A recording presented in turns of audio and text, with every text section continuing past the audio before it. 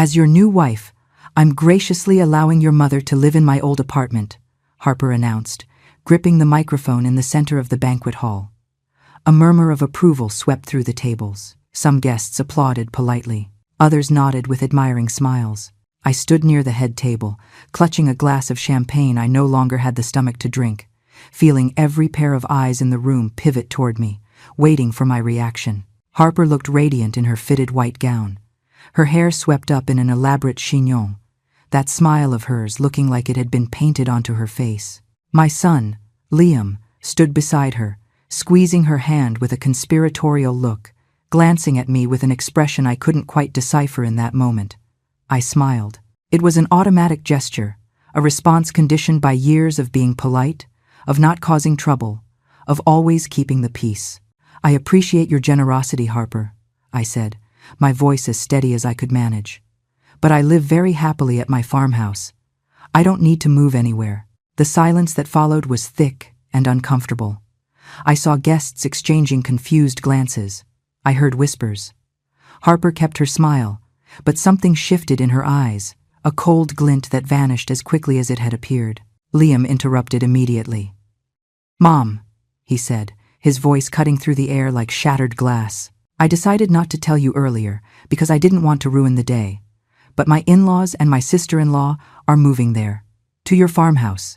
It's all arranged." I felt the floor drop out from under me. The chandeliers in the ballroom suddenly seemed blindingly bright. The background noise faded into a distant hum. I looked at Liam, searching for some sign that this was a joke, some indication I had misheard. But no. He looked at me with absolute seriousness. It was that expression he wore when he had made up his mind and would brook no argument. I scanned the room, looking for faces I didn't know well. Harper's parents, her sister, the Sterling family.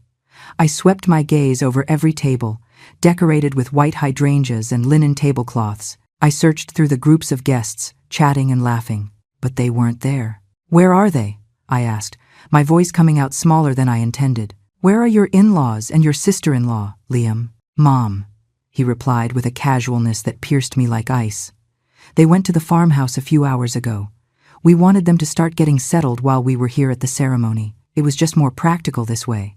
The words rained down on me like stones. While I was here, at this wedding reception, celebrating what I thought was a special moment for my son, 3 people I barely knew were inside my house, in my farmhouse, in the place I had bought with 30 years of work and sacrifice. Then I spoke up, loud enough for everyone in that hall to hear. "No one lives in my farmhouse without my consent. No one." The silence that followed was absolute. The jazz band in the corner seemed to stop playing. Conversations ceased. Everyone was staring at us now. Liam's face flushed a deep crimson. Harper was no longer smiling. "Mom, you're making a scene," Liam hissed, taking a step toward me. "Don't ruin my wedding with your whims." "Whims?" I repeated, feeling something fracture inside my chest.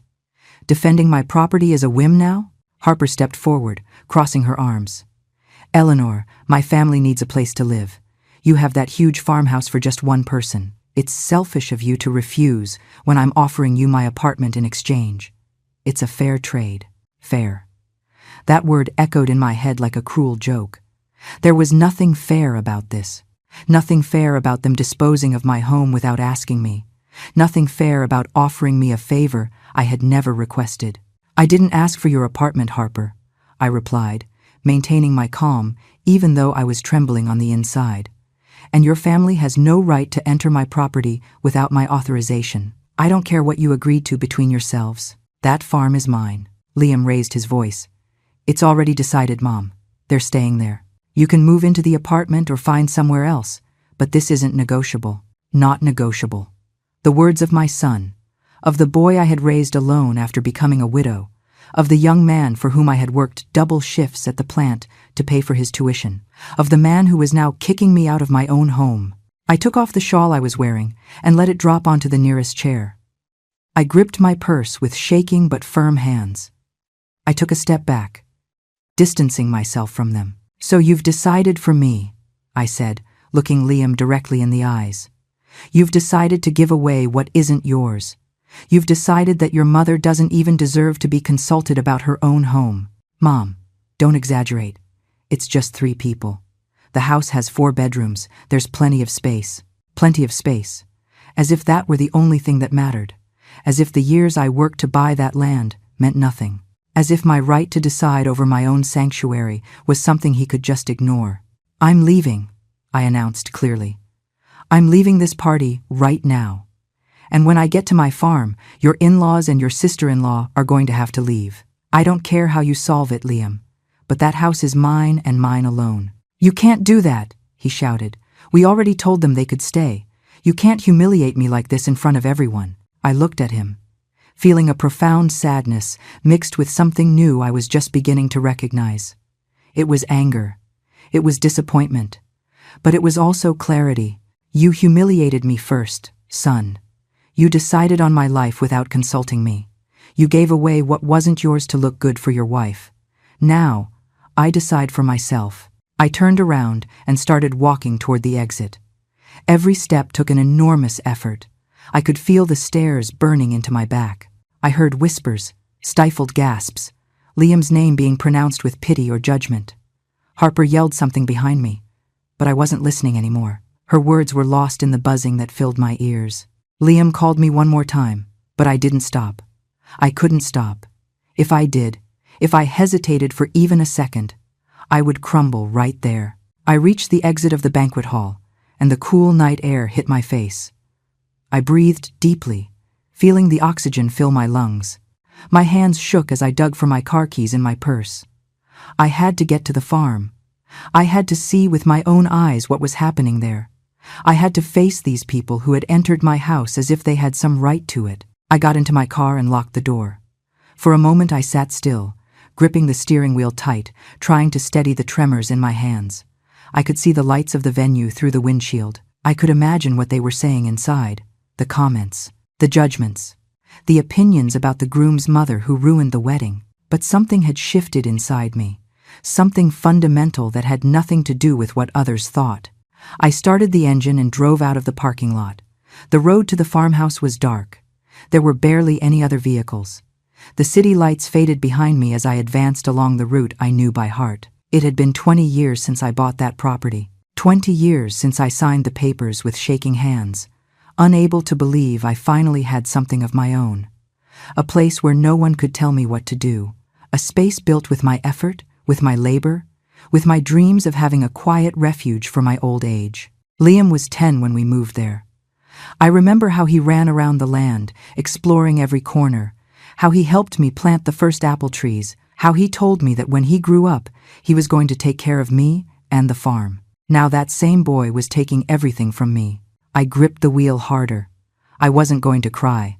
Not yet. First, I had to resolve this. First, I had to get home and see what was really going on.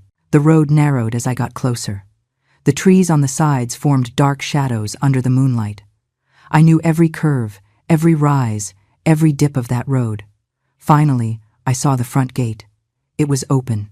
That never happened. I always locked it. Always. I drove in slowly, my heart beating faster and faster. The house lights were on. All the lights, as if someone had decided to illuminate every single room. I parked near the main entrance and sat there for a moment longer. I took 3 deep breaths, trying to calm myself. I needed to be calm. I needed to think clearly. I got out of the car and walked to the door. It was ajar. I always locked the door when I left. Always. I pushed the door gently and walked in. The first thing I saw were the suitcases. 3 large suitcases piled in the entryway of my living room. Then I saw boxes.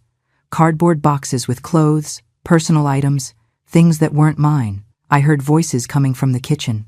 Laughter, the sound of plates clattering. Someone was cooking on my stove. I walked toward the kitchen, feeling a mixture of disbelief and rage growing with every step. When I reached the doorway, there were 3 people I barely knew. An older woman with gray hair stood at the stove.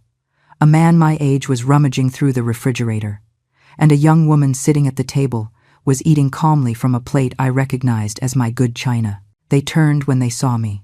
The older woman smiled. "Eleanor, so good that you're here. We were just making some dinner. Liam told us it was no problem for us to get settled in." I stood in the doorframe, staring at them. These people had walked into my house. They had opened my refrigerator. They were using my things, and they were acting like it was the most normal thing in the world. "Get out of my house," I said, my voice low but firm. The three of them looked at me as if they hadn't understood. "Excuse me?" said the young woman, putting her fork down. "I said, get out of my house," I repeated, louder this time. "All three of you, right now."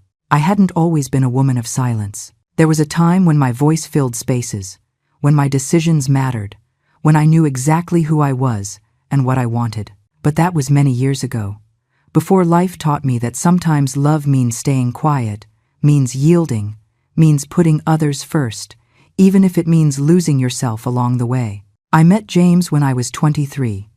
He worked at the same manufacturing plant where I had just gotten a job as a machine operator. He was a good man, hardworking, with rough hands and an honest laugh that made me feel safe. We married 6 months after meeting, in a simple ceremony with barely 20 guests. Liam was born a year later. I remember the first time I held him in my arms, wrapped in a pale blue blanket I had knitted myself during the last months of pregnancy. He was so small, so fragile, so completely dependent on me. James cried tears of happiness looking at our son. "We're going to give him everything, Eleanor," he told me. "Everything we never had," and we did. Or at least we tried. We lived in a small 2-bedroom apartment on the outskirts of the city. James worked double shifts at the plant while I stayed home caring for Liam. The money barely stretched, but we were happy. Or that's what I told myself every night when I went to bed exhausted after a full day of washing, cooking, cleaning, tending to a baby who cried incessantly. When Liam turned 4, James started complaining of headaches. At first, we thought it was fatigue, the stress of work, the overtime he worked so we could save a little. But the pain got worse. There came a day when he couldn't get out of bed without feeling like the world was spinning around him. I took him to the county hospital. We waited 7 hours to be seen. The doctor told us they needed to run scans, that there was something in his brain that didn't look right on the basic exams. The co-pays and deductibles were thousands of dollars. We had barely $300 in savings. We borrowed from family, from friends, from co-workers. We scraped the money together bit by bit, in crumpled bills people handed us with pity in their eyes. Finally, we paid for the scans. The result came 2 weeks later. Brain tumor, inoperable. 6 months to live, maybe less. I remember James took my hand when the doctor gave us the news. His hand was trembling, but his voice was steady. "We're going to be fine, Eleanor. You and Liam are going to be fine. I'm going to handle this." But there was no time to handle anything. James died 4 months later, in a hospital bed, holding my hand until the very last moment. I was 29, Liam was 5, and suddenly I was a widow, alone, with no income, a child to feed, and rent to pay. I went back to the plant. I got my old job back as a machine operator. The pay was meager.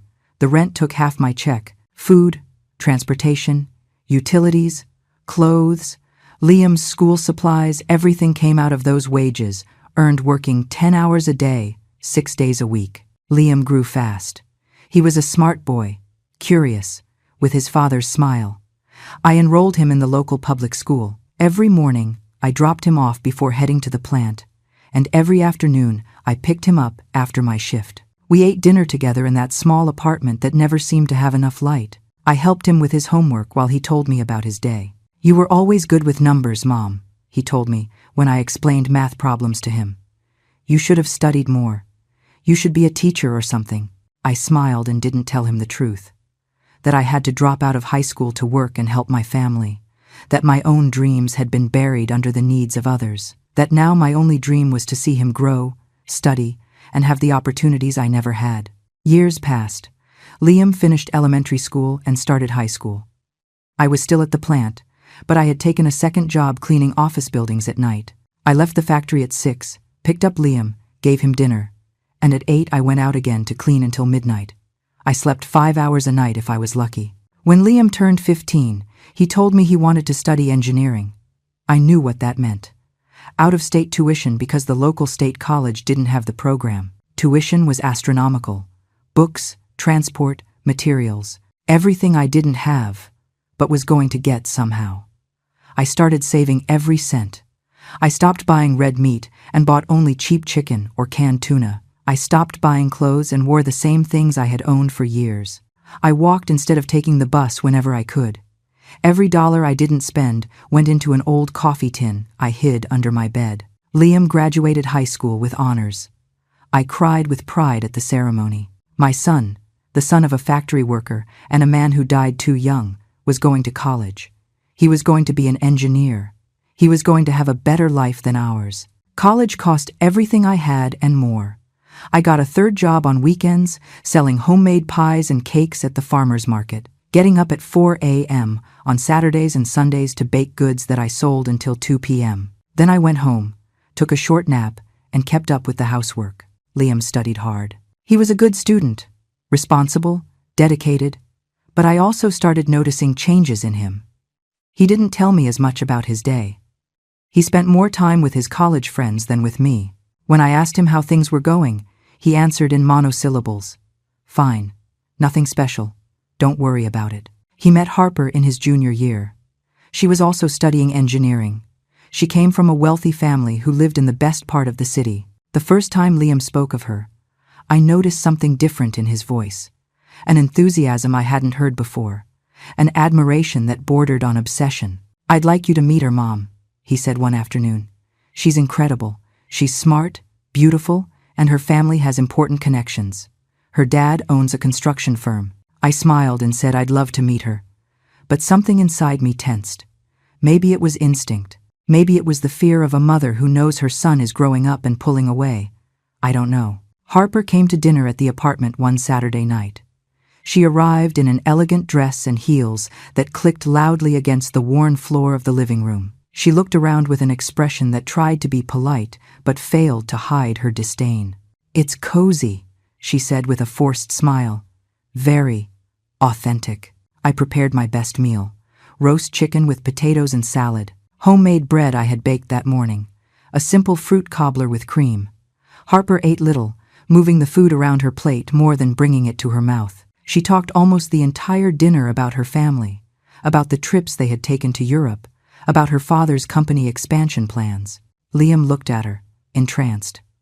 I looked at him and saw a young man who was falling in love not just with a woman, but with a lifestyle he had never had. After that dinner, Liam started spending less time at home. He spent weekends with Harper and her family. He called less. When he came to the apartment, he was always in a hurry to leave. There was always something more important to do. I told myself it was normal. That children grow up and become independent. That I should be happy he had a life of his own, friends, a girlfriend. But deep down I felt a void growing every day. Liam graduated as an engineer at 24. I was at the ceremony in a dress I had bought second-hand, but which had cost me 2 weeks of savings. I watched him go up on stage to receive his diploma and felt that everything had been worth it. The years of sacrifice, the sleepless nights, the extra jobs, everything. He got a job immediately at Harper's father's company. A position with a good salary, benefits, opportunities for growth. He moved into a nice condo in a safer neighborhood. I helped him move, carrying boxes even though my back ached. You'll come visit often, right, Mom? He said as we arranged the furniture in his new living room. Of course, son, I replied. Whenever you want me to come, I'll be here. But the visits became sporadic. Once a week turned into once every 2 weeks. Then once a month. Then only on special occasions. Birthdays, Thanksgiving, Christmas. I was still working at the plant. I had quit the other jobs because my body couldn't handle the pace anymore. I was 52 and felt every year in my joints, in my back, in my hands that could no longer hold heavy things without trembling. It was around that time I started thinking about buying a property. Something of my own. A place where I could spend my final years in peace. I had saved for 30 years. I never allowed myself luxuries. I never spent on unnecessary things. Everything went into that account, which now held nearly $50,000 for a down payment. I looked for months. Finally, I found the farmhouse. It was an hour from the city, surrounded by trees, with a large lot and a simple 4-bedroom house. The price was right for a fixer-upper in the country. It was perfect. I told Liam about my plan. He frowned. Why do you want to go so far away? Mom, "You're going to be alone out there. It's better if you stay close by." But I had already made the decision. I signed the papers, put down my life savings, took out a manageable mortgage, and moved to the farm when I was 54. Liam helped me move, but he complained the whole time about the distance, about how isolated the place was, about what would happen if I got sick. "I'll be fine," I told him. "This is my dream, my own place," and it was. For the first few years, the farm was my sanctuary. I planted a vegetable garden and flowers. I fixed up the house bit by bit, painted the walls, refinished the floors. I made the place feel truly mine. For the first time in my life, I felt I had something no one could take away from me. Liam came to visit less and less. He always had work, commitments, plans with Harper. I understood. Or at least I told myself I did. Children have their own lives. It's natural. It's how it should be. When Liam announced he was marrying Harper, I was happy for him. I asked if I could help with anything, if he needed money for the wedding. He told me no, that Harper's family was taking care of everything, that he only needed me to be there on the day of the ceremony. And I was there, in my best dress, with a smile on my face, happy for my son, even though inside I felt something breaking. Because I knew that look in Harper's eyes, that way she observed me as if I were something to be tolerated, something to be disposed of eventually. The preparations for Liam's wedding had begun 6 months before the official date. I found out through a quick, almost casual phone call where my son informed me they had set the day and booked the venue. He didn't ask my opinion on the date. He didn't consult me to see if that day worked for me. He simply stated it, like someone announcing the weather forecast. Harper's family took charge of everything from the start. Every detail, every decision, every element of the celebration passed through the hands of Linda Sterling, the bride's mother. A woman of 62, with perfectly dyed chestnut hair, designer clothes, and a way of speaking that made it clear she knew more than everyone else about any subject. I tried to get involved at first. I asked Liam if I could help with anything, if they needed me to collaborate on any aspect of the organization. He told me not to worry, that everything was under control, that Harper's family had experience with these types of events. "But I'm his mother," I said, trying not to sound desperate.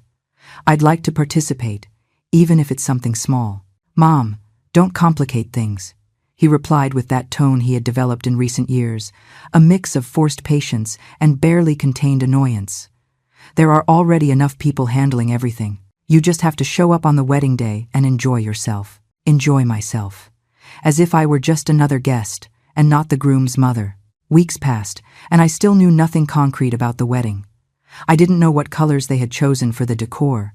I didn't know how many people were attending. I didn't know if they wanted me to give a speech, or if they simply expected me to sit in silence and clap when appropriate. I decided to visit Liam at his condo one Saturday afternoon. I rang the doorbell and waited several minutes before he opened the door. He had messy hair and looked like he had just woken up, even though it was already 2 in the afternoon. "Mom, I didn't know you were coming," he said without moving from the doorway. "I wanted to talk to you about the wedding," I replied. "I haven't heard anything in weeks and I'd like to be in the loop." He sighed and finally let me in. The condo was messy. Boxes were stacked in a corner, clothes thrown over the sofa, dirty dishes on the dining table. This wasn't how I had raised him, but it wasn't my place to say anything anymore. Harper arrived a few minutes later. She walked in with shopping bags from expensive boutiques, wearing sunglasses even though we were inside. She greeted me with a peck on the cheek that barely grazed my skin. "Eleanor, what a surprise," she said, dropping the bags on the sofa. "We didn't know you were coming." "I just wanted to talk about the wedding," I repeated, feeling my voice sound smaller and smaller.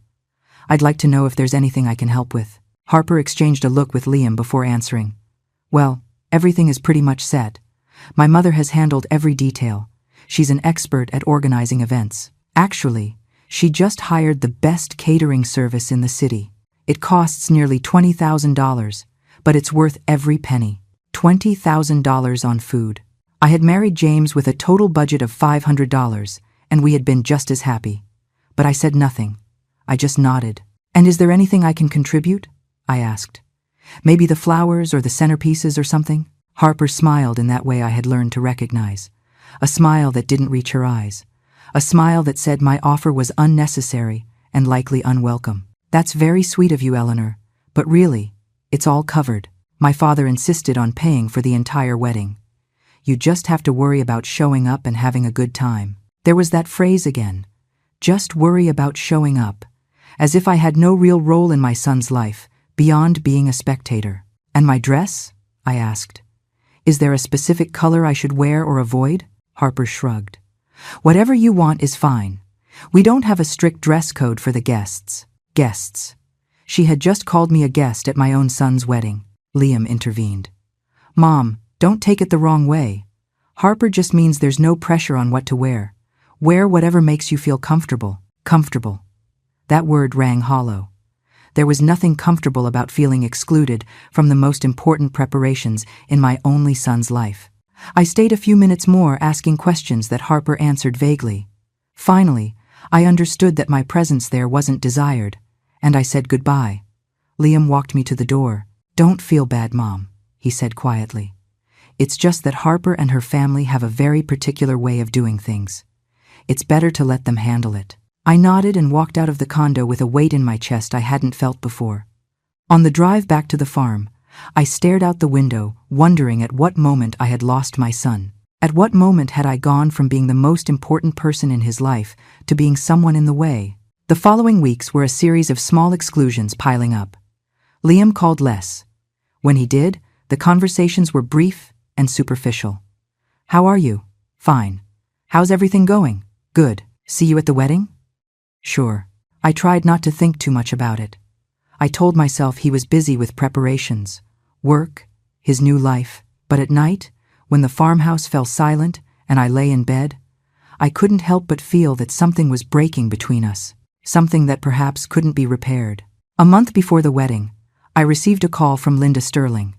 It was the first time she had contacted me directly. Her voice was sweet, but with a barely perceptible edge. Eleanor, I need to ask you something important, she said. Liam mentioned that you live alone on a rather large farm. Is that correct? Yes, I replied, not understanding where the conversation was going. I've lived on my farm for almost 10 years. It must be difficult to maintain such a large property at your age, she continued. And you must feel lonely out there, so far from everything. I'm very well, I said, feeling my back tense up. I like my house, and I don't feel lonely. There was a brief pause. Of course, Linda said. I was just asking because we are looking for a quieter place. The city has become so noisy, and my husband Richard needs clean air for his respiratory issues. And Tiffany, our youngest, also prefers a more country atmosphere. I didn't answer. Something in her tone put me on alert. Anyway, just curious, she finished. See you at the wedding, Eleanor. She hung up before I could say anything else. I stood there with the phone in my hand, feeling an uneasiness I couldn't explain. There was something about that conversation I didn't like, something that sounded like preparation for something bigger. 2 weeks before the wedding, Liam came to visit me at the farm. He arrived alone, which was strange because lately he always came with Harper. He sat in the living room and accepted the coffee I offered, but there was a tension in him that made me nervous. Mom, I need to talk to you about something. He started after several minutes of awkward silence. Tell me, son. He looked at his coffee cup, as if the words he needed were inside. Harper and I have been thinking about the future, about how we want to build our life together. That's normal, I said. That's what any couple getting married does. Yes, but we've also been thinking about family, about how to take care of everyone. You know, Harper's parents aren't going through a good time financially. Her dad's business has had problems, and they need to cut costs. I listened, still not understanding where he was going with this. And Tiffany isn't doing well either, Liam continued. She broke up with her boyfriend and lost her job. She's going through a tough time. She needs a quiet place to recover. I'm sorry for them, I said sincerely. But I don't see what that has to do with me. Liam finally looked me in the eye. Mom, your farmhouse is huge. It has 4 bedrooms. You only use 1. There's plenty of space. My heart started beating faster. No, I thought. He can't be suggesting what I think he's suggesting. Liam, this is my house, I said, trying to stay calm. It's my space, my sanctuary. I know, Mom, but think about family. They need help, and you have the resources to give it to them. It would only be temporary, until they stabilize. No, I repeated more firmly. This house is mine. I bought it with my work. I am not going to share it with people I barely know. Liam's expression changed. It became harder, colder. I knew you were going to react like this, he said. You've always been selfish with your things. Selfish, that word again. The same one he would say later at the wedding in front of everyone. I am not selfish, I replied, feeling my voice crack. I gave my whole life for you. I worked 3 jobs to pay for your college. I sacrificed everything, and now you call me selfish because I don't want to give away my house? It's not giving away, Mom. It's sharing. It's helping. It's what people who care about their family do. They are not my family, I said. They are Harper's family, and if they need help, let them look for it somewhere else. Liam stood up abruptly. I knew I couldn't count on you, he said. Harper was right. She said you were going to be difficult, that you only thought about yourself. He left the house, slamming the door. I stayed seated in the living room, trembling. Not from cold, but from rage, from pain, from disbelief. My son had just called me selfish and difficult because I refused to hand over my house. I couldn't sleep that night. I tossed and turned, thinking about the conversation, about Liam's words, about what Harper had been saying about me behind my back. I understood then that they had been planning this for a while, that Linda's call hadn't been random, that it was all part of a strategy to pressure me. But I wasn't going to yield. This farm was mine. I had bought it with 30 years of sacrifice. It was the only place in the world where I felt truly at peace. And no one, not even my own son, was going to take it from me. The wedding day arrived with a clear sky and a gentle breeze moving the curtains of my bedroom. I woke up early even though the ceremony didn't start until 6 in the evening. I had slept poorly, with fragmented dreams where Liam shouted things at me I couldn't quite understand and Harper laughed from somewhere I couldn't see. I got up, made coffee, and sat on the porch looking at the garden I had cultivated for years. The apple trees I had planted with my own hands were already bearing fruit. The flowers growing along the driveway filled the air with their sweet perfume. This place was mine. I had built it with effort, with patience, with the hope of having a refuge in my later years. I passed the morning tidying up details in the house. I watered the plants, organized shelves, cleaned surfaces that were already clean. Anything to keep my mind occupied and not think about the conversation I had with Liam 2 weeks ago, about how he had called me selfish, about how he had stormed out of my house. At 2 in the afternoon, I started getting ready. I took a long bath, dried my hair carefully, applied light makeup. I took the dress I had bought especially for the occasion out of the closet. It was wine-colored, elegant but discreet, with long sleeves and a cut that flattered my figure. It had cost me $200 that I had saved for months. I wanted to look good for my son. I wanted him to be proud of me. I put on the dress, the low-heeled shoes I had polished that morning, and a faux pearl necklace James had given me on our 2nd anniversary. I looked in the mirror and saw a 64-year-old woman who had worked her whole life, who had lost the love of her youth, who had raised a son alone, and who was now preparing to watch him marry a woman who despised her. I left the farm at 4:30. The venue was an hour away from the city. I drove in silence, listening only to the sound of the engine and the tires on the pavement. The sky remained clear. It was warm, but not too hot. It was a perfect day for a wedding. I arrived 15 minutes before the ceremony began. It was an elegant place, with white walls, high ceilings, and crystal chandeliers that reflected the light in thousands of sparkles. There were flowers everywhere, white roses, lilies, orchids. The decoration must have cost a fortune. The guests were starting to arrive. I recognized some distant relatives, co-workers of Liam's, people I hadn't seen in years, all dressed in expensive clothes, speaking in hushed tones, admiring the decor. I stood near the entrance, not knowing quite where to place myself. An event coordinator approached me. "You are the groom's mother?" she asked with a professional smile. "Yes," I replied. "Perfect. Your seat is in the front row on the left side. Please, follow me." She led me to my seat. It was a prime spot with a direct view of the improvised altar where Liam and Harper would marry. But I was alone in that row. There was no one else seated near me. On the other side, The front row on the right was full. Linda Sterling in a gold dress, Richard Sterling in a dark suit, Tiffany Sterling in a pink dress that showed too much skin, and several other relatives of Harper conversing animatedly among themselves. I sat and waited. Guests kept arriving. The hall filled up. Everyone seemed to know each other. Everyone seemed to belong to a world I didn't know, a world of money, contacts, conversations about trips and businesses and properties. The music started. Liam entered from the side of the altar with his best man. He looked nervous but happy. He wore a perfectly tailored black suit that fit him well. He stood at the altar and looked toward the entrance, waiting for his bride. Then Harper made her entrance.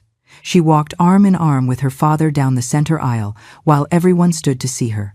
Her dress was spectacular, bright white with crystal embroidery, a long train that two little girls held carefully. The veil covered her face, but you could see her satisfied smile beneath the transparent fabric. The ceremony was short. The justice of the peace officiated, speaking about love, commitment, family.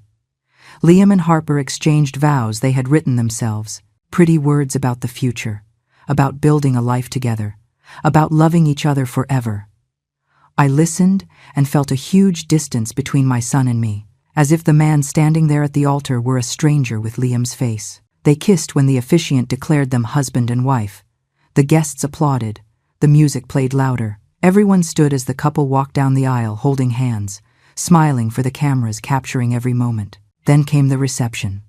Tables were decorated with white tablecloths, fresh flowers, and elegant china. There was an elevated head table where the bride and groom would sit, along with both sets of parents. As I headed there, Linda intercepted me. "Eleanor, your seat is at that table," she said, pointing to a table next to the head table, but not at it. "But I'm the groom's mother," I said, confused. "I know, but we decided that only the couple and us would be at the head table. It's a tradition in our family. I hope you understand." I didn't understand. In no wedding I had ever seen was the groom's mother excluded from the head table. But I said nothing. I just nodded and went to sit where they indicated. At that table were some of Liam's distant uncles, who barely spoke to me all night. Dinner was served. Seafood appetizer I barely touched because I wasn't hungry. Main course of steak with vegetables I ate in silence while listening to the conversations around me. Everyone talked about how beautiful the wedding was, how elegant the place was, how good the couple looked. Then the speeches began. Richard Sterling was first. He stood at the head table with a glass of champagne and spoke about his daughter, about how proud he was of her, about how Liam was a good man who deserved someone as special as Harper. Everyone applauded. Then Linda spoke. She cried while telling anecdotes from Harper's childhood, describing how happy she was to see her married, wishing the couple all the happiness in the world. More applause. I waited for my turn to speak, but it never came. No one gave me the microphone. No one asked me to say a few words about my son. It was as if I didn't exist, as if Liam didn't have a mother. I remained seated, feeling humiliation turn into a physical weight on my chest. I looked at Liam, looking for some sign that he realized I had been excluded from everything, but he was busy laughing with Harper, pouring champagne, greeting guests who approached to congratulate him. The music started and people began to dance. I stayed in my chair observing. No one asked me to dance.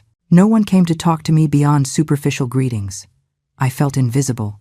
It was then that Harper took the microphone. The room fell silent as she waited with that perfect smile I knew so well. I looked at her wondering what she was going to say now, and then she said it. Those words that would change everything. "As your new wife, I'm graciously allowing your mother to live in my old apartment." The room erupted in murmurs of approval. I felt every gaze turn toward me. I felt the heat rising to my face. I felt the humiliation of being treated like a charity case, like someone who needed permission from others to have a place to live. I smiled. It was a reflex, a habit ingrained from years of being polite, of not causing trouble, of keeping up appearances. "I appreciate your generosity, Harper," I said with the steadiest voice I could find. "But I live very happily at my farmhouse." I saw Harper's smile freeze for just a second. I saw Liam tense up, and then he spoke. "Mom, I decided not to tell you earlier because I didn't want to ruin this day, but my in-laws and my sister-in-law are moving there." The world stopped. Liam's words echoed in my ears, but my brain couldn't fully process them. I looked around the hall looking for the Sterlings. Linda wasn't at the head table. Neither was Richard. Tiffany had disappeared. All three had disappeared. Where are they? I asked, my voice weak. Where are they right now? They went ahead to the farm. Mom, Liam replied with that cruel naturalness. They went a few hours ago to start getting settled. We thought it was better this way. I did not authorize that. The words left my mouth before I could stop them. I did not give permission for anyone to enter my property. Mom, don't make a scene, Liam said, looking at me with a mix of shame and anger. They need a place and you have plenty of room. Don't be selfish. Selfish. There was that word again, pronounced in front of 200 people, hurled against me like a public insult. Harper approached, her wedding dress swishing against the floor. Eleanor, my family needs that place. You are alone on that huge farm. It's only fair that you share your space. Besides, I'm offering you my apartment. It's a reasonable trade. Fair, reasonable. Words that sounded nice but hid the theft of my home, the theft of my peace, the theft of the only thing that was truly mine. I looked at my son, the boy who had grown up in my arms, the young man who had cried on my shoulder when his father died, the man who now looked at me as if I were an annoying obstacle in his plans. Then I said loudly so everyone could hear, "No one lives in my farmhouse without my consent. If your in-laws and your sister-in-law are there right now, I suggest you call them and tell them to leave, because that property is mine and mine alone." The silence was total. I could hear my own breathing. I could feel every pair of eyes pinned on me. Liam's face was red with embarrassment and rage. "You are ruining my wedding," he muttered through gritted teeth. "No, son," I replied, feeling a cold clarity. "You are making a fool of yourself by disposing of my property without consulting me, by inviting people to live in my house without my permission." Harper crossed her arms. "You are ungrateful. My family just needs help, and you have plenty of space. You should be grateful I'm offering you my apartment." "I don't need your apartment," I said, staring at her. "And your family has no right to my farm. I worked 30 years to buy that property. No one gave it to me, and no one is going to take it from me." Liam took a step toward me. "It's already decided. They stay, period. You can move or find another place." Something broke inside me in that moment. It wasn't just pain. It was absolute lucidity. My son was kicking me out of my own house. He was taking the only thing I had, and he was doing it in front of everyone as if he had that right. I picked up my shawl from the chair. I grabbed my purse with both hands. "So you have made your decision," I said with a firm voice, "and I am making mine. I am leaving now, and when I get to my farm, I am going to make your in-laws leave. I don't care how you solve it." "You can't humiliate me like this," Liam shouted. "You humiliated me first. You gave away what wasn't yours. You decided for me. Now I decide for myself. And this wedding is over for me." I turned and started walking toward the exit. Murmurs exploded behind me. I heard voices, exclamations, my name being spoken.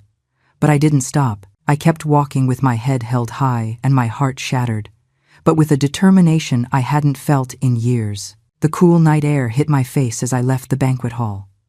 I breathed deeply, trying to calm the tremor running through my body. My hands shook as I fished for the car keys in my purse. My fingers fumbled.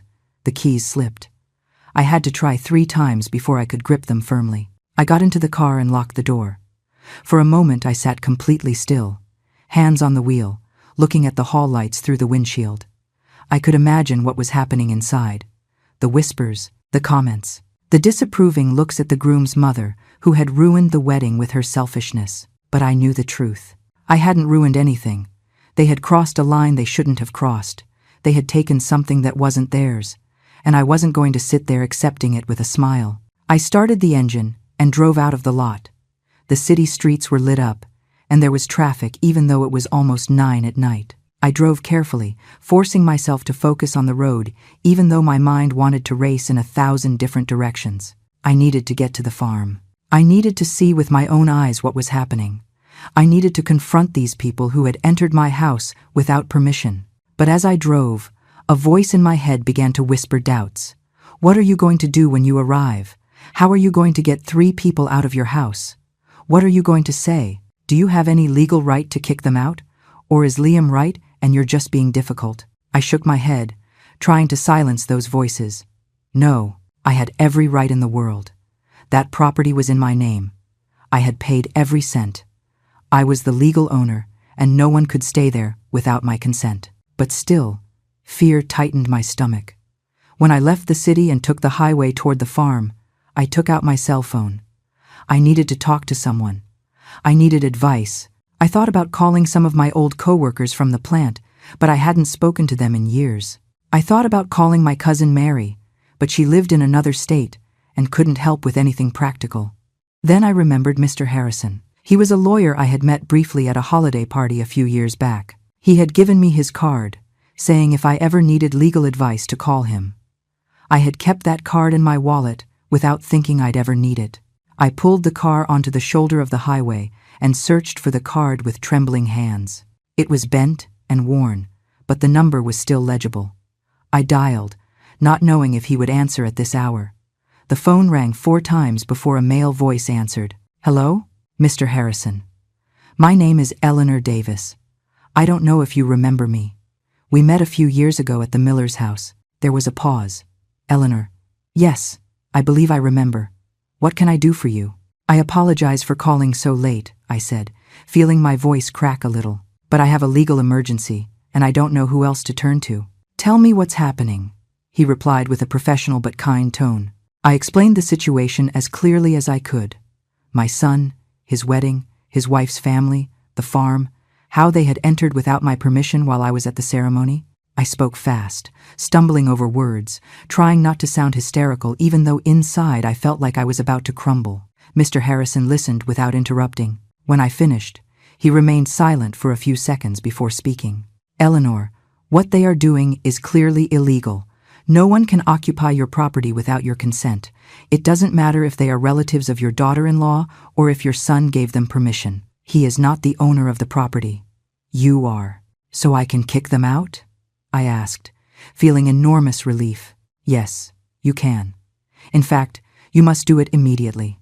If they refuse to leave, you can call the police and report them for trespassing. Do you have all the documents proving the farm is yours? Yes, I have everything. The deed, the mortgage receipts, everything is in my name. Perfect. Then my advice is that you go to your property, inform them clearly that they do not have permission to be there, and give them a reasonable time frame to pack their things and leave. If they refuse, call the police immediately. And tomorrow morning come to my office so we can review your full legal situation and ensure your son cannot make any claim on the property. Thank you, I whispered, feeling tears beginning to form in my eyes. Thank you for helping me. That's what we're here for, Eleanor. And remember, you are not doing anything wrong. You are defending what is rightfully yours. Don't let anyone make you feel guilty about that. I hung up and sat in the car a few minutes longer. Mr.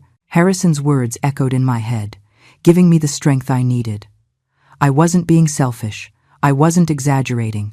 I was defending my right to decide over my own life, over my own house.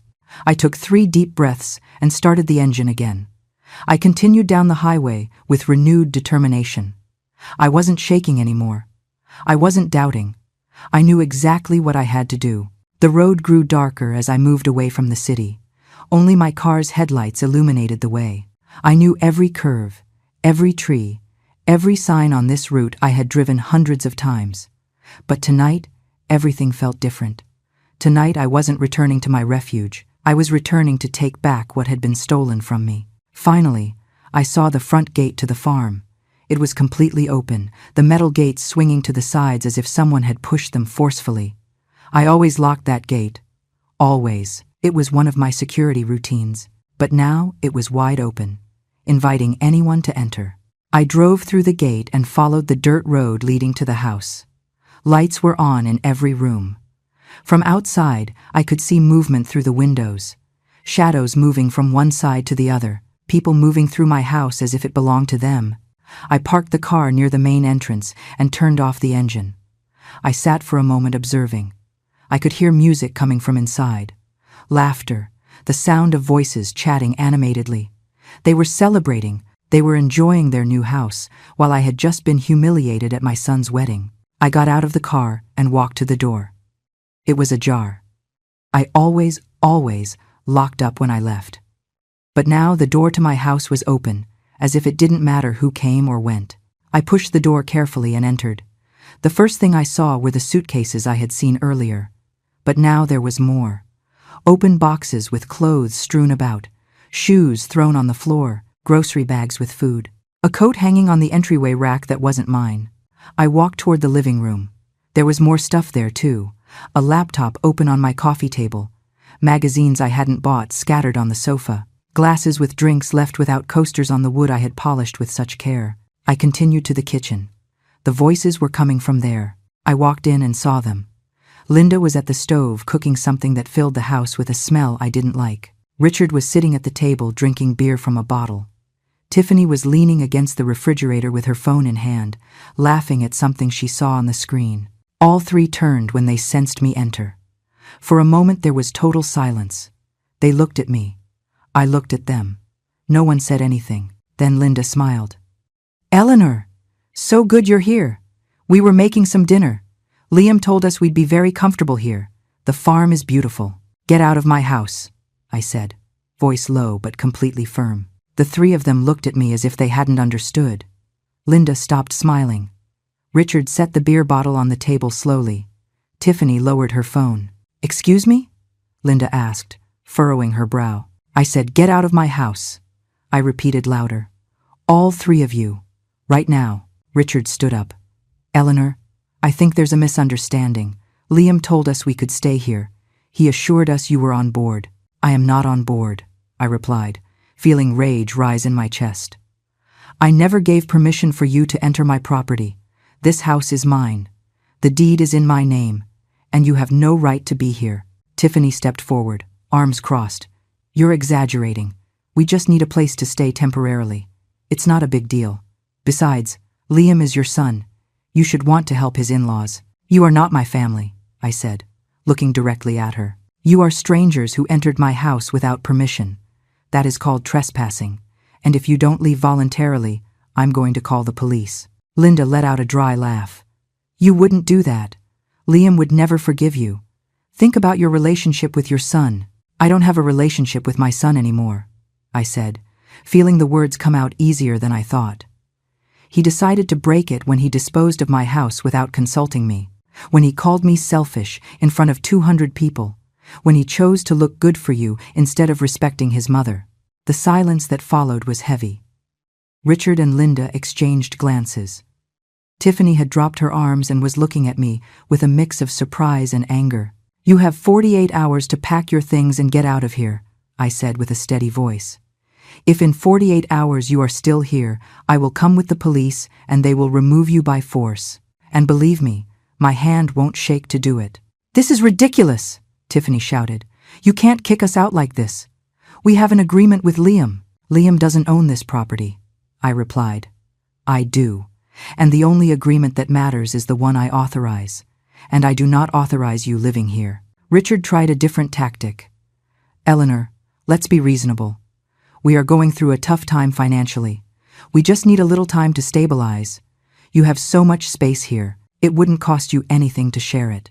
"It cost me 30 years of work to buy it," I said, feeling every word loaded with pain and anger. "It cost me sacrificing everything to have something of my own, and I am not going to give it away because it's convenient for you." I walked toward the wall phone in the kitchen. "I'm calling my lawyer right now, so this is documented," I said. "And tomorrow, first thing, I'm going to the sheriff's office to file a formal report. You have 48 hours, not a minute more." I dialed Mr. Harrison's number. He answered on the first ring. "Mr. Harrison, I'm at the farm. They are here and refusing to leave. Tell them exactly what I instructed. 48 hours. If they don't leave, report them, and I will be there to back you legally." "Thank you," I whispered. I hung up and turned to the Sterlings. "You heard. 48 hours. And now get out of my kitchen. This conversation is over." I spent that night in my own house feeling like a stranger. I locked myself in my bedroom, something I had never done before because I had always been the only person living there. But now there were 3 intruders under my roof, and I didn't trust them. I heard their voices through the walls, occasional laughter, the sound of doors opening and closing, footsteps going back and forth. I couldn't sleep. I lay in bed staring at the ceiling, cell phone in hand in case I needed to call someone. Every noise startled me. Every creak of the wood put me on alert. This was my house, my sanctuary, and now I felt like a prisoner in my own room. When morning finally broke, I got up exhausted. I took a quick shower, dressed, and left the room, determined not to hide in my own home. The Sterlings were in the kitchen having breakfast. They had used my coffee maker, my mugs, my bread, my butter. They had served themselves as if it were all theirs. "Good morning," Linda said with a forced smile when she saw me enter. I didn't answer. I simply took a mug from the shelf, poured myself coffee, and went out to the porch. I wasn't going to argue with them. I wasn't going to give them the satisfaction of seeing me lose control.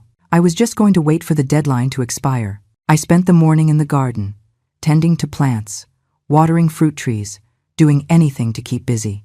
At 10 in the morning, I left the farm and drove to Mr.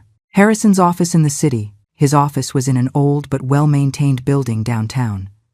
I went up to the 3rd floor and knocked on the door with the sign reading Harrison and Associates. A secretary showed me in, and minutes later I was sitting across from Mr. Harrison at his desk. He was a man of about 50, with graying temples and a serious but kind expression. He listened intently as I recounted all the details. I showed him the property deed, payment receipts, everything proving the farm was legally mine. "Your situation is clear, Eleanor," he said after reviewing the documents. "You are the sole owner of the property. Your son has no legal right to it. And the people occupying your house without your consent are committing a civil offense that borders on criminal trespass. If they don't leave voluntarily within the time frame you gave them, we can proceed with a formal eviction or trespassing charge." "And my son?" I asked, feeling my throat tighten. "Can he make any legal claim on the farm?" "No, unless you signed a document giving him rights to the property. Have you signed anything like that?" "Never," I replied firmly. "I never gave him any document related to the farm. Then he has no rights. The property is yours and yours alone. My recommendation is that besides removing these people, you draw up a clear will specifying what happens to your assets in the future. That way you avoid confusion or appropriation attempts." I nodded, feeling a weight in my chest. Making a will meant accepting that my relationship with Liam was broken. It meant protecting myself from my own son, as if he were an enemy. But I knew it was necessary. "I also recommend," Mr. Harrison continued, "that you change the locks on your house immediately and install a security system, if you can afford it. You need to feel safe in your own home." "I will," I said. "I'll do whatever is necessary." I left Mr. Harrison's office with a list of steps to follow. First, I went to a hardware store and bought new deadbolts for all the doors. It cost me $120, but I didn't care. Then I went to an electronics store and asked about security systems. The most basic one was $300. It was money I hadn't planned to spend, but I needed it. When I returned to the farm at noon, the Sterlings were still there. They had hung their clothes on the clothesline in the garden, clothes hanging next to mine, as if it were the most normal thing in the world. I felt a dull rage seeing it, but I breathed deep and entered the house. Tiffany was in the living room watching TV with the volume way up. Linda was in the kitchen making food that filled the house with strange smells. Richard was on the porch, smoking a cigarette, even though I had never allowed anyone to smoke on my property. "Not long until the deadline," I said loudly, so everyone could hear. Tiffany lowered the TV volume and looked at me with disdain. "Relax, Eleanor. You're not going to die from sharing your house a few more days." "It's not a few more days," I replied. "It is 48 hours. And when that time is up, if you are still here, I will call the police." Linda came out of the kitchen, wiping her hands on a rag. "You are acting in a very unchristian way. The Bible says we must help the needy. The Bible also says, 'Thou shalt not steal,'" I shot back. "And entering someone's property without permission is theft." Richard came in from the porch, cigarette still in hand. "Eleanor, think of Liam.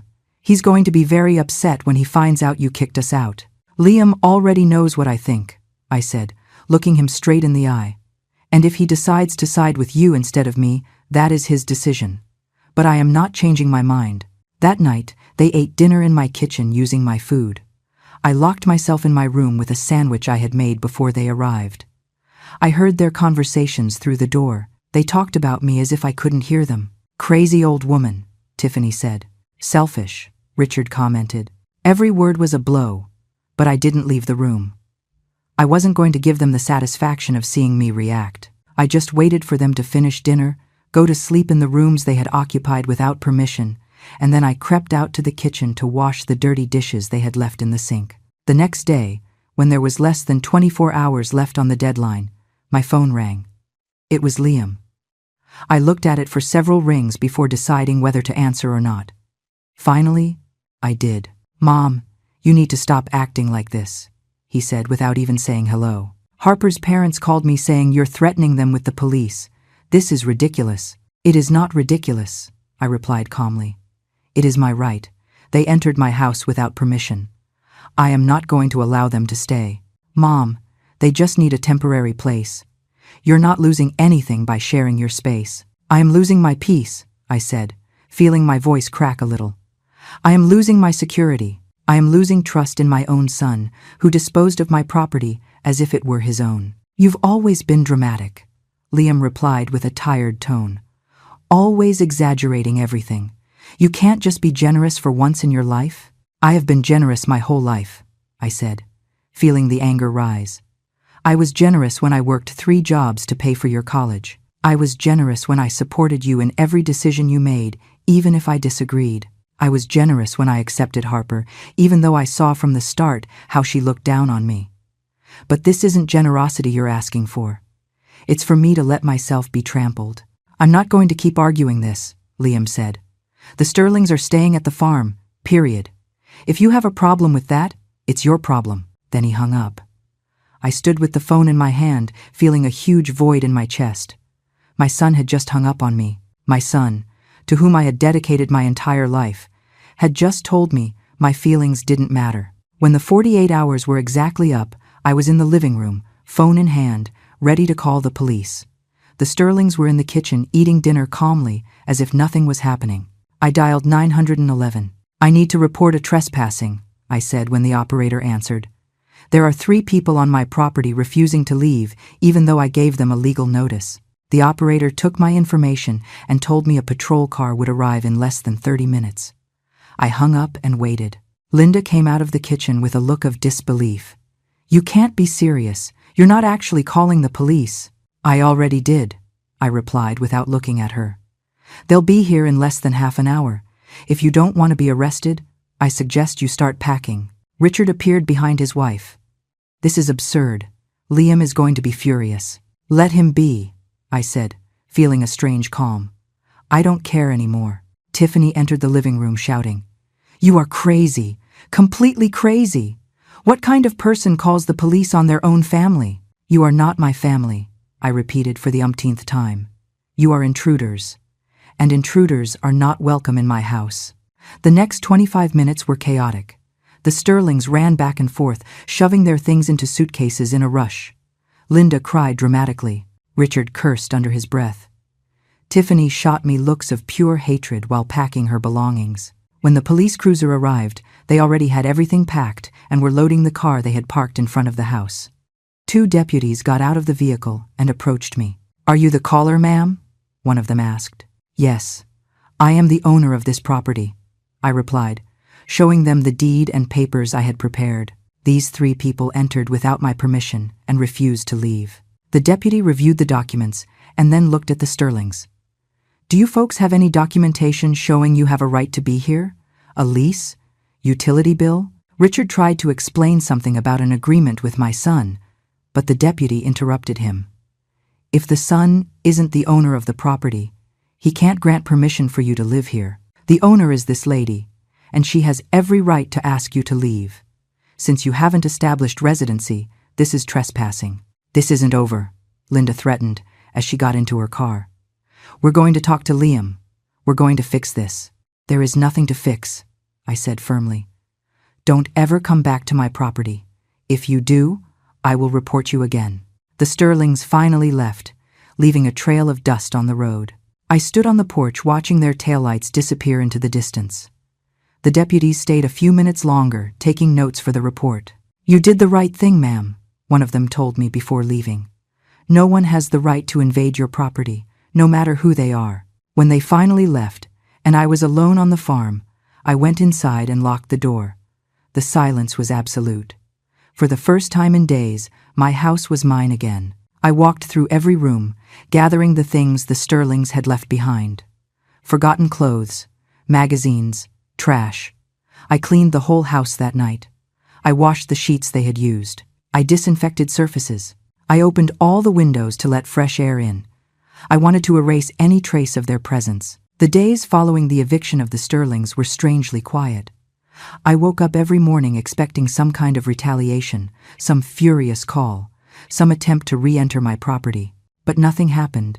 The silence was absolute, and that unsettled me more than any confrontation. The first task I did was change every lock in the house.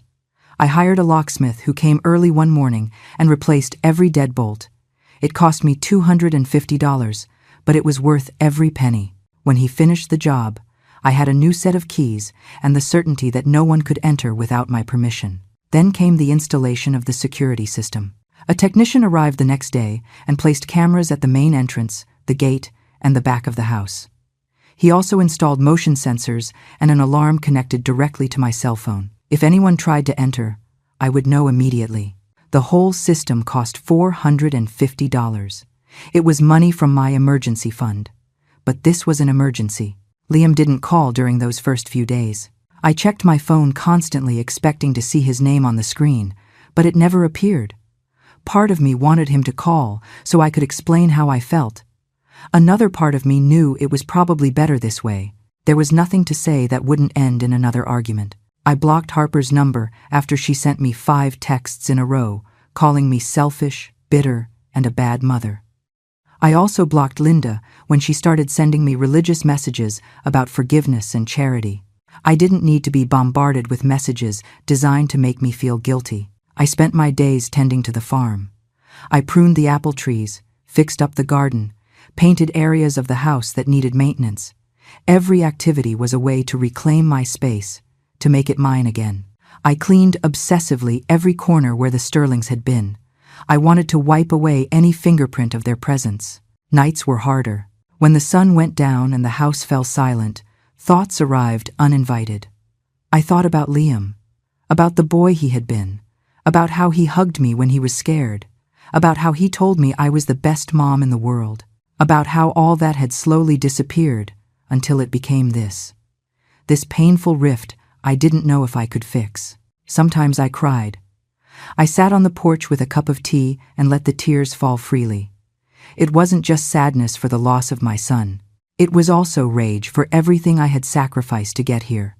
It was frustration, feeling that nothing I had done had been enough. It was fear of facing the rest of my life completely alone. But after crying, I dried my tears and breathed deep.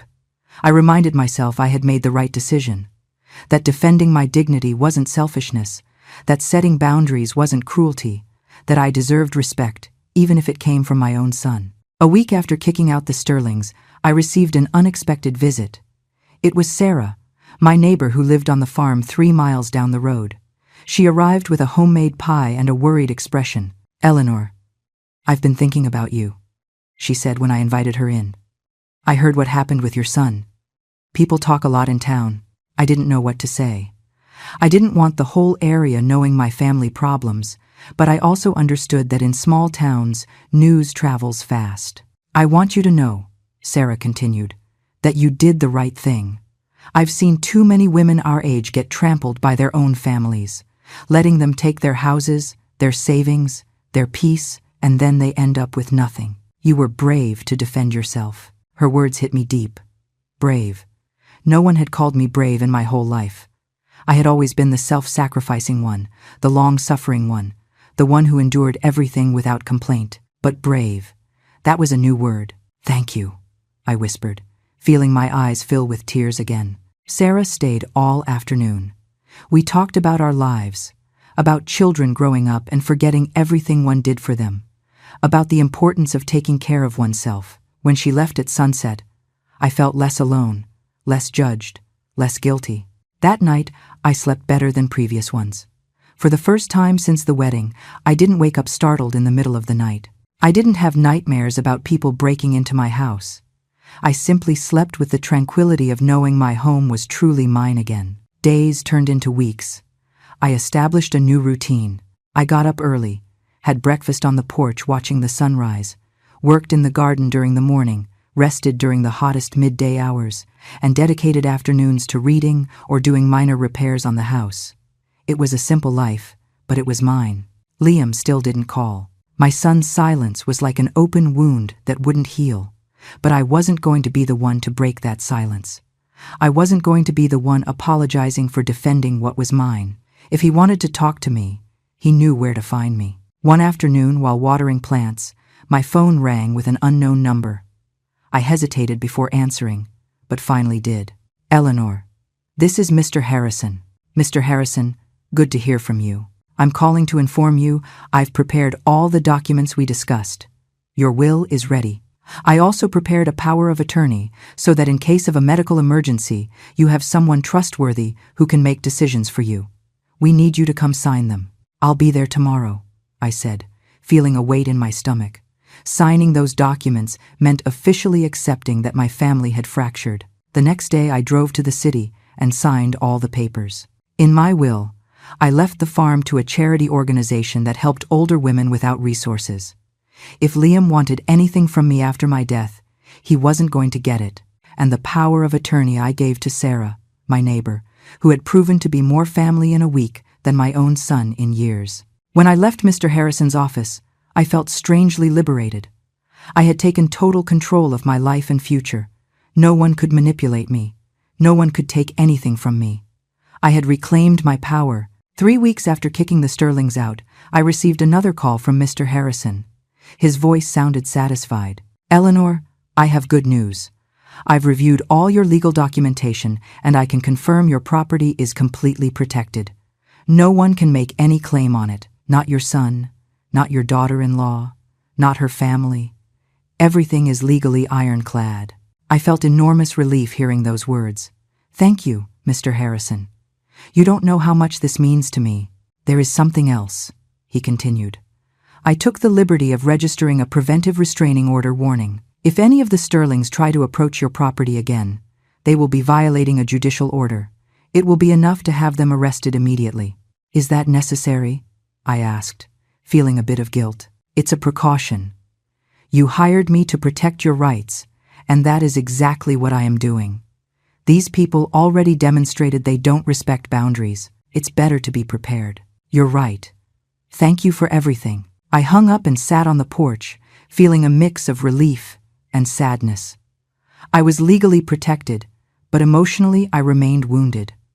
The wound of knowing my son had betrayed me in the most painful way possible. The following days were quieter.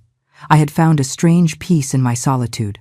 I woke up when I wanted, ate what I craved, spent afternoons reading books I had bought in town. My life was simple, but completely mine.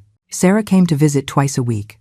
She brought homemade food, and we sat on the porch talking for hours. She told me about her own problems with her adult children, about how they also expected her to solve all their financial problems without ever thanking her for everything she had done. It's the curse of mothers of our generation, she told me one afternoon. We gave everything for our children, and now they think we owe them even more. Her words resonated with a painful truth. I had given my whole life for Liam, but he had never seen it as a sacrifice. He had seen it as an obligation, as something I had to do without expecting anything in return. One day, while I was in town buying supplies, I ran into Betty, an old coworker from the plant where I had worked for years. She hugged me tight when she saw me. Eleanor, long time no see. I heard what happened with your son. The whole plant is talking about it. I felt ashamed at first, but Betty continued speaking before I could respond. I want you to know that all the women you worked with are on your side. We all think you did the right thing. In fact, your story has inspired several of us. She leaned in. Christina finally told her daughter no when she wanted her to sell her house to give her the money. And Valerie stopped giving money to her son, who never worked a day in his life. I was speechless. I hadn't thought my situation could have any impact on other people. But apparently, my decision to defend myself had resonated with other women who were also tired of being trampled by their own families. "Thank you for telling me that," I whispered, feeling my eyes fill with tears. "You were always strong, Eleanor," Betty said, squeezing my hand. "Just that before. You didn't know it." That night, I sat in my room with the old journal I had started writing after James died. There were pages and pages of entries about Liam, about his achievements, his problems, his joys. Everything revolved around him. My whole life documented in those pages was about being a mother. But now I started writing about me, about Eleanor, about the woman who had worked 30 years to buy herself a farm, about the woman who had defended her right to have peace in her own house, about the woman who had said no when all her life she had said yes. Weeks turned into a month. Liam still didn't call. I checked my phone less frequently now. The pain of his silence was still there, but it wasn't as sharp. It had become a dull ache I had learned to carry. One afternoon, I received a call from a number I didn't recognize. I hesitated, but something made me answer. "Eleanor, this is Chris from the credit union." "Yes, go ahead." "I'm calling to inform you that your loan application has been approved. The $5,000 you requested for property improvements is available. You can come pick up the check whenever you like. I had applied for that loan 3 weeks ago. I wanted to make some renovations, install solar panels to lower my electric bill, and build a small greenhouse where I could grow vegetables year-round. They were projects I had dreamed of for years, but never had the courage to start. Thank you. I'll stop by tomorrow," I said, feeling renewed excitement. The next day, I went to the bank, picked up the check, and started planning the improvements. I hired a local carpenter for the greenhouse. I contacted a solar company. I bought new paint for the exterior. Every decision was mine. Every expense was for my well-being. Every project was for my future. Workers started arriving at the farm. The carpenter worked for 2 weeks building the greenhouse of my dreams. The solar technicians installed the system on the roof. I painted the exterior walls myself with a soft cream color I had always liked. The farm was transforming. It wasn't just where I lived anymore. It was my project, my masterpiece, my legacy to myself. Sarah came one afternoon to see the progress and smiled, seeing everything I had achieved. "Look what happens when you invest in yourself instead of people who don't value you," she said. She was right. For years I had invested all my money, time, and energy in Liam, and he had taken it as his right. But now I was investing in myself, and the difference was palpable. I felt alive in a way I hadn't felt in decades. One night, while admiring the finished greenhouse under the moonlight, my phone beeped. It was a text from an unknown number. When I opened it, I saw it was from Harper. "Your son is suffering because of you. I can't believe how cruel you've been to him and my family. I hope you can live with that guilt." I read the message twice. Before, a message like that would have destroyed me. It would have made me question every decision I had made. But now, I just felt a cold calm. I blocked the number without replying. I didn't need to defend myself. I didn't need to explain anything. My actions spoke for themselves. I had defended what was mine, and that was enough. That night I slept deeply, surrounded by the peaceful silence of my farm. A silence that no longer scared me but comforted me. It was the silence of a woman who had finally found her own voice. 6 months had passed since Liam's wedding. 6 months since my life had changed completely. I was at the town's farmer's market buying fresh strawberries to make jam when I saw him. Liam was on the other side of the stand, looking at tomatoes with a distracted expression. He looked different, thinner, paler. There was something in his posture that denoted exhaustion. Our eyes met. For a moment, neither of us moved. Time seemed to stop between the vegetable stands and the bustle of the market. Then he took a step toward me. "Mom," he said softly. "Liam," I replied, maintaining my calm though my heart beat fast. "Can we talk?" he asked, pointing to a bench nearby. I nodded, and we walked in silence until we sat down. There was so much distance between us despite being side by side. He looked at his hands. I looked straight ahead. "I've been thinking a lot about everything that happened," he started finally. "Harper and I are having problems. A lot of problems. Her parents keep pressuring her to get money from somewhere.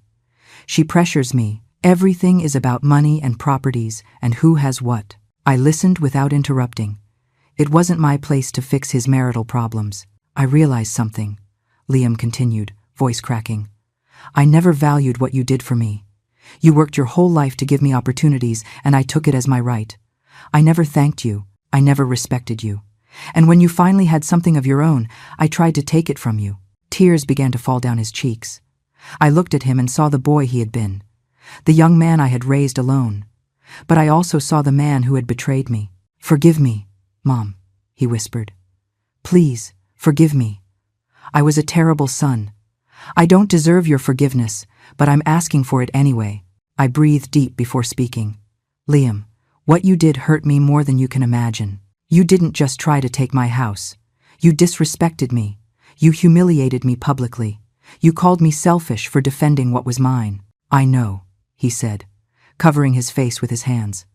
I know, and I'm ashamed every day. But there is something you need to understand, I continued. I forgive you, not because what you did is okay, but because carrying that resentment would hurt me more than you. I forgive you. But that doesn't mean things go back to how they were. He looked at me with red eyes. What does it mean then? It means you have to earn my trust again. It means you will respect my boundaries and my decisions. It means you are never again going to try to manipulate or pressure me to do something I don't want to do. And it means your relationship with Harper and her family is your problem, not mine. Liam nodded slowly. I understand. I promise you, Mom, I'm going to be better. I'm going to be the son I always should have been. Don't make me promises, son. Show me with actions. We sat a few minutes longer in silence. It wasn't an uncomfortable silence now. It was a silence of understanding, of acceptance, of a new beginning that would have to be built with patience. How are you? He asked finally. How is the farm? It's beautiful, I replied with a small smile. I made a lot of improvements, installed solar panels and built a greenhouse. Now I grow my own vegetables all year round. I'd like to see it someday, he said timidly. If I allow it. Someday, I replied. When we are both ready. We said goodbye with a brief hug. It wasn't the warm hug of before, but it was a start. I watched him walk away through the market crowd and felt a mix of sadness and hope. Sadness for everything we had lost. Hope that perhaps, with time and effort, we could build something new. I returned to the farm at noon. The sun shone on the solar panels. The greenhouse was full of green, healthy plants. The freshly painted walls of the house looked beautiful under the clear light. This was my home, my sanctuary, my achievement. I sat on the porch with a cup of coffee and looked at the horizon. Life had taught me hard lessons in these last months. It had taught me that self-love is not selfishness, that setting boundaries is not cruelty, that defending what is yours does not make you a bad person. It had also taught me that it is never too late to take control of your own life. That at 64, you can still be brave, that you can still reinvent yourself, that you can still choose your own happiness. Sarah arrived that afternoon as she always did on Thursdays. She brought fresh bread and we sat together on the porch. I told her about my meeting with Liam. She listened intently and then smiled. You did the right thing, she told me. You gave him a chance, but you didn't gift him your trust. He has to earn that. That's right, I replied, feeling peace in my heart. That night, as the stars began to appear in the sky, I walked through my farm. I touched the trees I had planted. I smelled the flowers I had cultivated. I went into the greenhouse and checked my plants. All this was mine. I had built it with my work, with my sacrifice, with my determination. I stood in the middle of the garden and breathed the fresh night air. For the first time in my life, I felt completely free. Free of expectations I couldn't meet. Free of sacrifices no one valued. Free of being who others wanted me to be. Now I was simply Eleanor, a 64-year-old woman who had learned to defend herself, a woman who had reclaimed her dignity, a woman who had found her own voice and was never again going to allow anyone to silence her. The future was uncertain. I didn't know if Liam would really change. I didn't know if our relationship would fully repair. I didn't know what awaited me in the coming years. But what I did know was this. My farm was mine. My life was mine. My decisions were mine. And no one, Absolutely no one was going to take that from me again. I went into the house, locked the door, and turned on the lights. Everything was in its place. Everything was exactly how I wanted it. This was my house. This was my home. This was my sanctuary. And I was at peace. Finally, after a lifetime of giving, of sacrificing, of putting others first, I was living for myself, and that feeling was more powerful, more liberating, more satisfying than anything I had experienced before. I went to bed that night with a smile on my face. Tomorrow would be another day on my farm, another day of my life, another day of being completely, genuinely free. And that was more than enough.